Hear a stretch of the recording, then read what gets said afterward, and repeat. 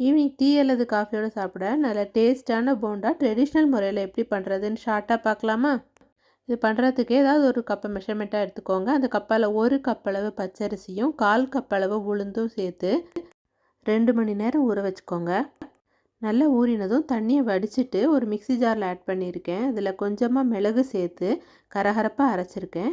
தேவையான அளவு உப்பையும் சேர்த்து நல்லா நைஸாக அரைச்சிக்கோங்க. மிளகுக்கு பதிலாக மாவை நல்லா நைஸாக அரைச்சதுக்கப்புறமா இஞ்சி பச்சை மிளகா கூட நீங்கள் சேர்த்துக்கலாம்.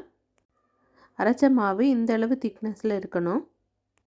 இந்த மாவு புளிக்கிறதுக்காக ஒரு 3 மணி நேரம் அப்படியே மூடி வச்சுருங்க.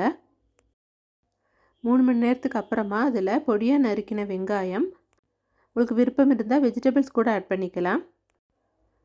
அதோடு கூட கொஞ்சமாக துருவின இஞ்சியும் கருவேப்பிலை கொத்தமல்லியும் பொடிசாக கட் பண்ணி ஆட் பண்ணியிருக்கேன். இதை மாவோடு சேர்த்து நல்லா கலந்துக்கணும். அடுத்ததாக எண்ணெயை நல்லா காய வச்சுக்கோங்க. ஸ்டவ்வை மீடியம் ஃப்ளேமில் வச்சுட்டு சின்ன சின்ன போண்டாவை அதில் ஆட் பண்ணிவிட்டு எல்லா பக்கமும் ஈவனாக ஃப்ரை பண்ணி எடுத்துடுங்க. இந்த போண்டாவை சட்னி அல்லது சாம்பாரோட நீங்களும் ட்ரை பண்ணி பாருங்கள்.